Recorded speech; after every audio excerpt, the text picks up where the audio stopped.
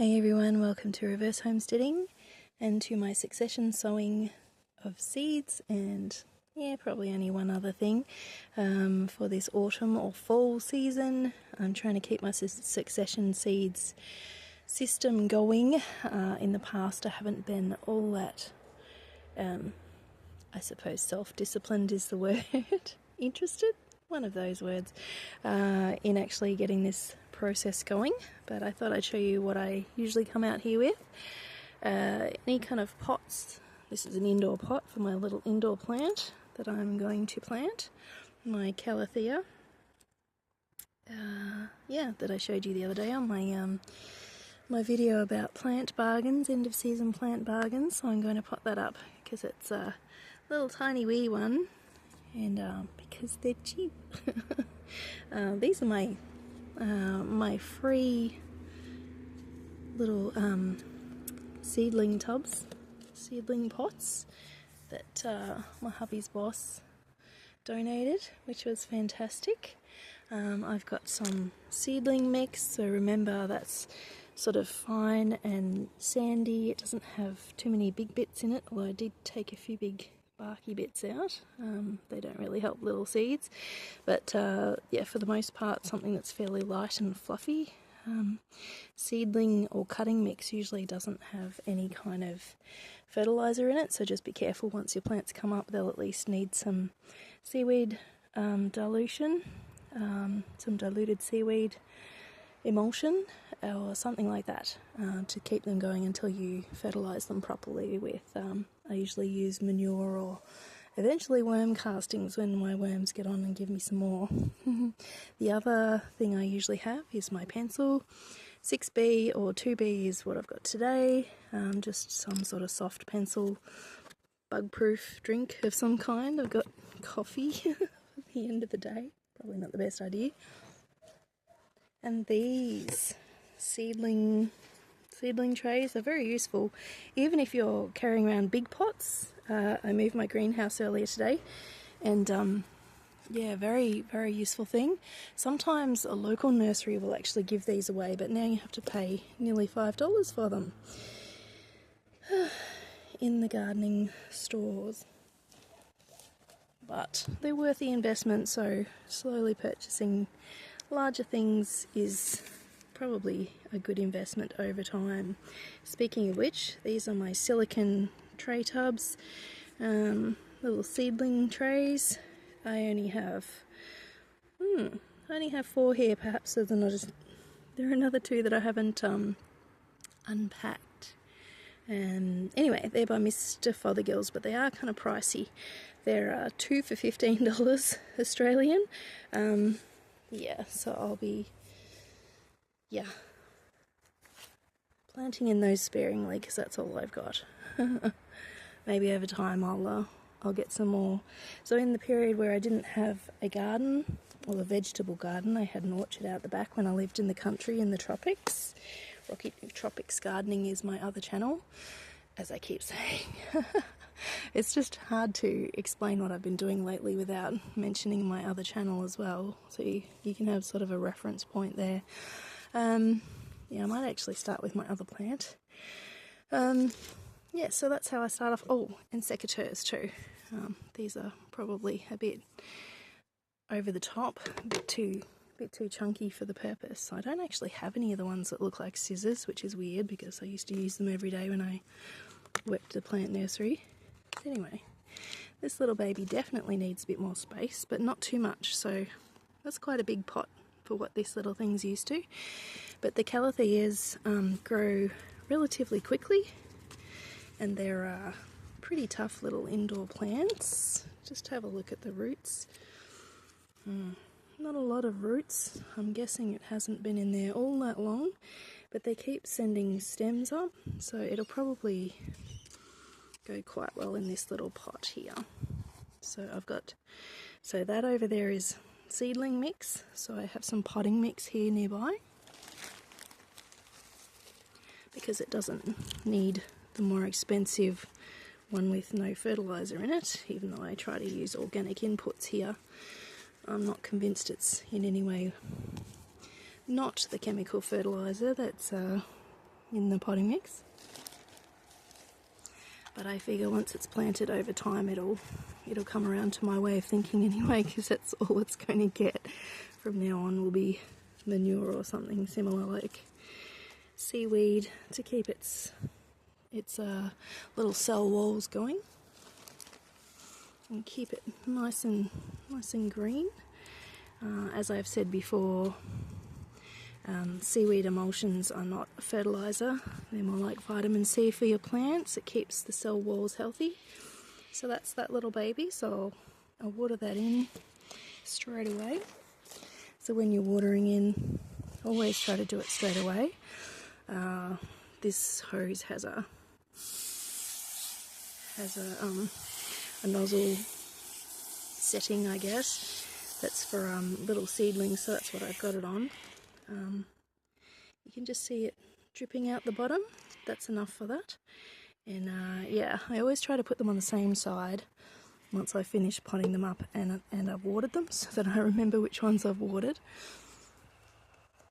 Sometimes it's obvious, but sometimes not, because I usually pre-water my, I've got potting mix on my seedling mix now. I usually pre-water what I've got here, so these cells have already been watered a little bit. Alrighty, so we'll start at the back, is what I usually do, because then I can work forwards and I'm not sort of fumbling over myself. So I have I have 3 different kinds of beetroot seeds at the moment, so I'm trying to get rid of my old seeds. I tend to just rip into my packets. Excuse me if that annoys you. But I probably won't be changing the way I do things. Just because. So that's quite a lot in there. I didn't think there were that many in there. Alrighty. So I might just take this one out, save that for another day, and just plant all this kind, because I have it in my hand and my hand is wet and I can't put it back in the packet. Working live, isn't that fun? Alright, these are way too many for this. What shall I delete? I don't really want to delete anything. Alright, I will save these, put them back in here for now. Oopsie, they're gone all over the other cells. I shall pick them up as I go. But remember, when you plant beetroot, one beetroot is one root. So if you want one beetroot, plant one beetroot plant, because they don't give you more than one, it's only the one. So one seed is one beetroot, or beet, as people say. So don't worry that this is a bit thickly sown. I'll be separating them out pretty quickly as soon as I can. So these little ones, I'll once I'm done with the video, I'll plant them in another pot, just because I can't put them away again, because I've taken too many out, got too excited. So these Verono ones will stay with their little tag, and I'll do those later. So I got Mr. Fothergill's bok choy, which are pretty small seeds. I'll try not to do what I just did with the other ones. These are interesting. It looks more like tatsoi in that picture, which is strange. The packet says bok choy. We'll give it a go, shall we? These are the ones that didn't come up recently, so I'm just hoping. No, not many left in there, so probably don't need a cell this big. They will have lots of room. Looks like they're coated. Not sure if that has anything to do with their longevity. You'd think they'd last longer if they were coated. There's one last little seed in there. There we go. Everybody's out now. So what I do when I finish some seeds, I put a star in my book that I've already written these up in, so that I know that was the last of those seeds. So, and I'll crumple up the packet so that I know they're gone. And yeah, I'll reference that later when I get back inside. So Brussels sprouts. Had trouble with the ants taking the other ones, which was, oh wow, look at me all prepared. It's got the wrong date because I didn't do them in time. That's what I do sometimes. I make up the labels and I put them actually in the packet. So these ones, there probably aren't that many left. So yes, as I was saying, the ants stole my seeds when I direct planted these. I've planted some more, but they don't seem to have come up. But as I said before, I've just moved my greenhouse, so I've moved it into full sun. I had forgotten that that greenhouse is affected by a tree that I thought we might have out by now. We were going to cut down the tree. We have a lot of weedy trees at our place.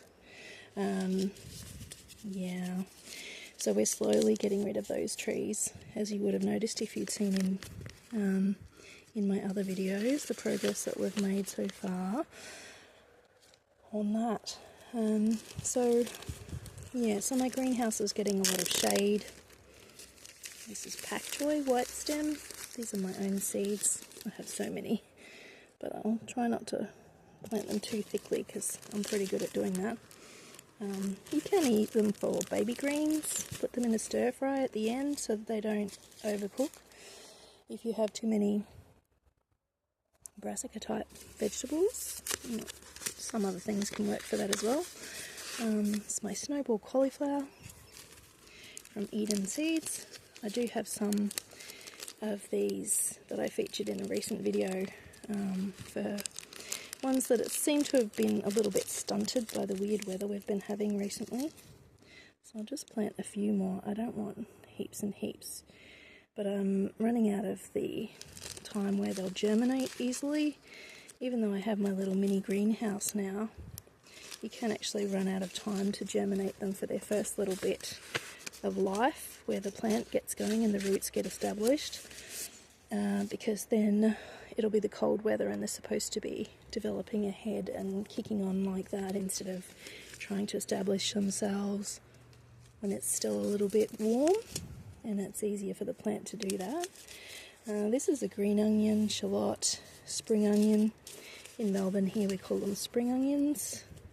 In Sydney, another city in Australia, people call them shallots. I've lived in New South Wales. There was a lot to get used to actually in a different state. Then we went to live in Queensland quite a few years later, and there were even more things with the language to get used to. Most of them to do with food actually, so easy to be misunderstood in that way. Anyway, alright, so that's those planted. What I do at the end is I just put a layer of seedling mix over the top, and that sort of finishes them off. I've been pretty disappointed with these leeks. I know that things in the onion family need fresh seeds. Oh look, here's another attempt at planting these about a month ago. Alright, so that's the last of those seeds. I'm just going to plant them all very thickly and see what comes up, because onion seeds, if you don't think they're doing very well, it might be because your seeds are a little bit too old. I noticed the last time I planted these, oh goodness, there's so many seeds in there. I might do what I did with the beetroot, and because it does say on the packet what they are, I'll just plant these in a sensible way without too many, and then I shall leave the other ones in the packet for later, and I'll plant some more of those. Alrighty. Alright, that's the first tray. We'll just sprinkle some seedling mix on top of here. The seedling mix that I'm putting on top here is dry, and underneath it's wet. So I know that underneath the little seeds will have a little bit of moisture, but I also don't want to push them out of the ground by watering them in too brutally, which is why I've got the fine seedling setting on my hose attachment at the moment. So usually I used to always plant things with the seed mix underneath dry, but I found this seems to give me a better result. But the downside of this is very small seeds. Sometimes with very small seeds, like a lot of brassicas, it's actually easier to keep your seedling mix all dry, bottom and top. So what I usually do with that, what I used to do with that, with small seeds was keep the seedling mix dry, put the seeds on, and then just sort of scruffle them all around and just sort of partly cover them that way, because very small seeds will have a lot of trouble getting up to the surface because they won't have enough energy to make it through to the sunshine. So sunshine is what I hope I will have a lot more of now that I've moved my greenhouse. But the other side of that is that I will also have to make sure every day before I leave the house, I will have to open up my greenhouse door so that my little plants don't get too hot in the sun, because I don't have any ventilation to speak of in my little mini greenhouse. So I'll just move my seeds for now. Just a very gentle watering in here. It doesn't matter if it's not drenched. We just want everything surrounding the seeds to be definitely wet. So with the system that I do, I usually do left to right. So because I've done 2 cells here, I'll know that on the left is the tag for it. So that's my beetroot tag, which also goes for the one on the right as well. So I try really hard not to move my seedling pots around once they're planted. If I think of it later, I'll probably put another tag in the second one, because that was unplanned to need that many cells for my beetroot. Alright, so that's only a little bit of water, but that's enough for now. Put them on the same side where they have been watered.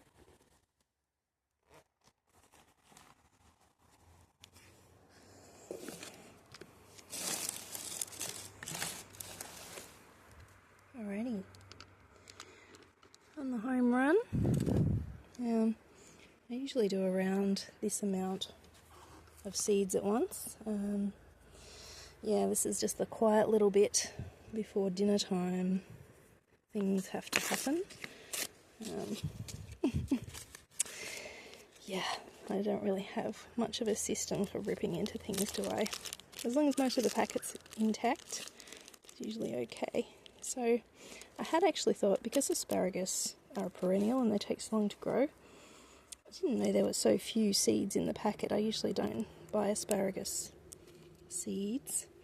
I am just going to sow these in the cell and get these up, and then hopefully I'll have enough asparagus to go on with. I currently have 2 crowns that didn't work. I have about 6 seedlings from a friend that I received recently, and I have one that did work. So that one that did work will be ahead of everything else. So that was a crown in spring when I first came down to Melbourne. So the next ones are the blue bantam dwarf peas from Mr. Fothergill's. I know peas are best direct sown, but because I have little rodents and I have all sorts of things happening in my garden at the moment, a few slugs and snails, but I'll have to get my beer traps going, that'll be good. And I haven't got my trellis up yet for my peas. If I do rip the top off, I'll just put it back in here. So if I need more information that's been ripped off, that's what I do. So these are in big Ziploc plastic bags anyway, in their varieties, in my seed storage tubs. That's what I usually do. So I have found that peas do transplant okay, and beans, if you wait till they've got their second set of leaves, their true leaves. So I'll just cover these up because I'm using the same potting mix here. They're fairly big seeds, they can deal with this. Alright, so Swede, Mr. Fothergill's. These ones actually did very well in the tropics. I wouldn't have thought Swedes would do well in the tropics, but the area of the tropics that we're in, they're also called rutabagas. Some people call them rutabagas, but here in Australia we call them Swedes. In the tropics, we did have frost in the area that I was in. So yeah, they They did quite well there because it's a root veg, and root veg like a cooler climate. I did really struggle with carrots to get the right window of the warm weather versus the cooler weather. Carrots usually like growing in the cooler weather more than the warmer weather, so I ended up with either carrots that didn't sprout or ones that were woody up in the tropics. So I hadn't quite perfected that. I think I probably just needed to cheat a little bit and have some more shade. So this is my dwarf bok choy. This is also Monara seeds. Goodness, I made a mess of that. Wow, I love these ones that have plastic. They're so much more easily reused and opened and closed, and yeah, all the things that happen to seeds in my world, which is not always the best things for poor little seeds. So yeah, I'm a little bit of a hack at times with seeds, but I have had quite a few not sprouting. So they were in a hot container over summer when we were waiting to get into this property. They're in storage, but I think it's because most of my seeds were actually quite old to begin with. And last but not least, my black-eyed peas, or cowpeas. So remember, black-eyed peas are actually beans. These ones actually came from a deli in Queensland, kind of near where we used to live. These ones are beans, dried beans, so you have to shell them. And I'm just planting these for fun because I think we'll get some growing through the frost if I can protect them a little bit. Not ideal. They did really slow down in the tropics when we got frosty weather. But remember not to water your beans too much. So beans and peas, I have to remember not to water these too much. So I won't be watering those unless they really dry out until the seeds are up. So for the next week or so, I'll just keep a close eye on them. These Swedes and everything will be fine. So I'll just put the ones that shouldn't be watered too much together. And yeah, the bok choy and everything will be fine to be watered whenever they're needed. And that's those for now. So I'll just show you where they're going to go. If I can get my phone off without losing you. So I moved my little mini greenhouse, which I have a couple of videos on, to over here earlier today. So it's on the fence. It's not quite level yet. I have a brick under one side. But that's where my little plants are going to go for now, because this area, even though it looks a bit shady now, it has sun most of the day. So they will go there, and I'll put the other tray in the bottom. And yeah, if you haven't seen my greenhouse, DIY greenhouse, that's how I close it up every night. And I have straps that go around the bottom, and I'll get a better system for that. So they go around the bottom, and I'm thinking I might put another strap around here as well. But that's where my little babies will be, and I'm hoping, because this is in full sun, yeah, not shaded by that tree over there. Yes, hopefully full sun will make sure these little babies don't get too leggy when they sprout. And I just need to remember to open up the door every day because it's in full sun. There's always something, isn't there? Anyway, hope that was helpful. I'll see you next time.